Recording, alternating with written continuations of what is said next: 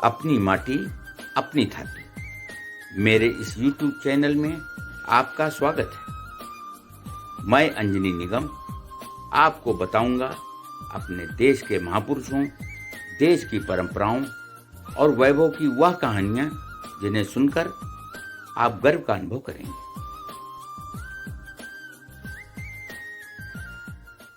बंदा बैरागी का जन्म जम्मू कश्मीर के पुंछ में 27 अक्टूबर 1670 को ग्राम तक्षल किसा में रामदेव के घर पर हुआ था। माता पिता ने उनका नाम लक्ष्मण दास रखा था। युवावस्था में शिकार खेलते समय उन्होंने एक गर्भवती हिरणी पर तीर चलाया। तीर से हिरणी का पेट फट गया और एक शिशु निकला जो वहीं पर तड़प कर मर गया। यह देखकर उनका मन खिन्न हो गया। वे तत्काल घर छोड़कर प्रायश्चित करने तीर्थ यात्रा पर निकल गए और अपना नाम माधोदास रख लिया। अपनी इस यात्रा में वे अनेक साधुओं से मिले और योग साधना की। फिर महाराष्ट्र के नांदेड़ में कुटिया बनाकर रहने लगे। बैरागियों के साथ रहने के कारण उन्हें माधोदास बैरागी कहा जाने लगा। संयोगवश माधोदास की कुटिया में गुरु गोविंद सिंह जी आए। सितंबर 1708 में जब वे माधोदास से मिले तब तक गुरु महाराज के चारों साहिबजादों को मुगलों ने लड़ाई में बलिदान कर दिया था। उन्होंने माधोदास से इस कठिन समय में वैराग्य छोड़कर देश में व्याप्त मुगलों के आतंक से लड़ने की प्रेरणा दी। गुरु गोविंद सिंह जी से इस भेंट के बाद माधोदास का जीवन ही बदल गया।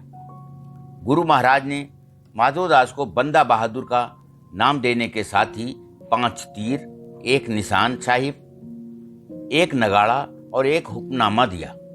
उन्होंने बंदा बहादुर को अपने दोनों छोटे पुत्रों को दीवार में चुनवाने वाले सरहिंद के नवाब से बदला लेने को कहा। कुछ कर गुजरने को तत्पर बंदा ने सिखों को एकत्र किया। हजारों सिख सैनिकों को साथ लेकर वे पंजाब की ओर चल दिए। बंदा बहादुर एक तूफान बन गए जिसे रोकना किसी के बस में नहीं था। सबसे पहले उन्होंने गुरु तेग बहादुर जी का शीश काटने वाले जल्लाद जलालुद्दीन का सिर काटा। फिर गुरु गोविंद सिंह जी के दोनों पुत्रों को दीवार में चुनवाने वाले सरहिंद के नवाब वजीर खान का वध किया। जिन हिंदू राजाओं ने मुगलों का साथ दिया था, बंदा बहादुर ने उन्हें भी नहीं छोड़ा। बंदा बहादुर अपनी बहादुरी के लिए चारों ओर प्रसिद्ध हो गए। गुरु गोविंद सिंह जी के आदेश पर उन्होंने सिखों के सहयोग से मुगल अधिकारियों को पराजित करने में सफलता प्राप्त की। मई 1710 में उन्होंने सरहिंद को जीत लिया और सतलुज नदी के दक्षिण में सिख राज्य की स्थापना की। उन्होंने खालसा के नाम से शासन किया और गुरुओं के नाम से सिक्के चलवाए।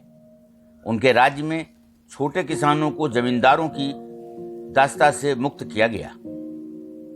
इसके बाद उन्होंने अपने राज्य का विस्तार लाहौर और अमृतसर तक कर लिया।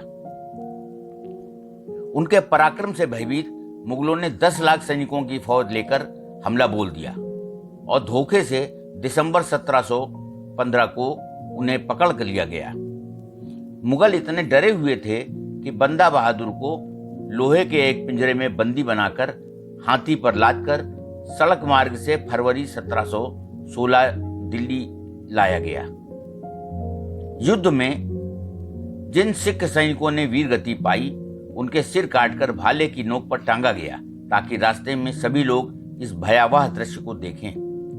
रास्ते भर गर्म चिमटों से बंदा बैरागी का मांस नोचा जाता था। दिल्ली में काजियों ने बंदा और उनके साथियों को इस्लाम कबूल करने के लिए कहा, किंतु किसी ने भी अपना धर्म छोड़ने से मना कर दिया। मार्च 1716 में तकरीबन 7 दिनों तक प्रतिदिन 100 सिख वीरों की हत्या की जाने लगी। एक दरबारी ने बंदा बैरागी से पूछा, तुमने ऐसे बुरे काम क्यों किए जिससे तुम्हारी ये दुर्दशा हो रही है? बंदा ने गर्व से उत्तर दिया, क्या तुमने सुना नहीं कि जब संसार में दुष्टों की संख्या बढ़ जाती है तो भगवान मेरे जैसे किसी सेवक को धरती पर भेजता है। अत्याचारी मुगलों ने बंदा से पूछा, वे कैसी मौत मरना चाहते हैं? बंदा ने वीरता से उत्तर दिया, अब मैं मौत से नहीं डरता, क्योंकि यह शरीर ही दुख का मूल है। उन्हें भयभीत करने के लिए उनके 5 वर्षीय पुत्र अजय सिंह को उनकी गोद पर लिटाकर बंदा के हाथ में छुरा देकर उसे मारने को कहा गया। बंदा ने इनकार कर दिया तो जल्लाद ने बच्चे के 2 टुकड़े करके उसके दिल का मांस बंदा के मुंह में ठूंस दिया। वीर बंदा बैरागी तो इन सब तकलीफों से ऊपर उठ चुके थे। गर्म चिमटों से मांस नोचे जाने के कारण उनके शरीर में केवल हड्डियां ही बची थीं। इतने निर्मम अत्याचार करने पर भी जब बंदा का मनोबल नहीं टूटा तो 9 जून 1716 को इस वीर को हाथी से कुचलवा दिया गया और वो वीर गति को प्राप्त हुए।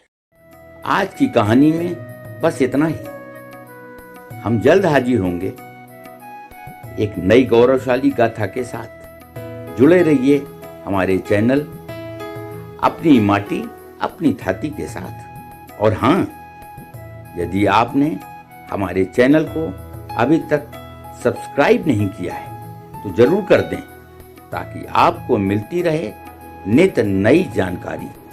नमस्कार।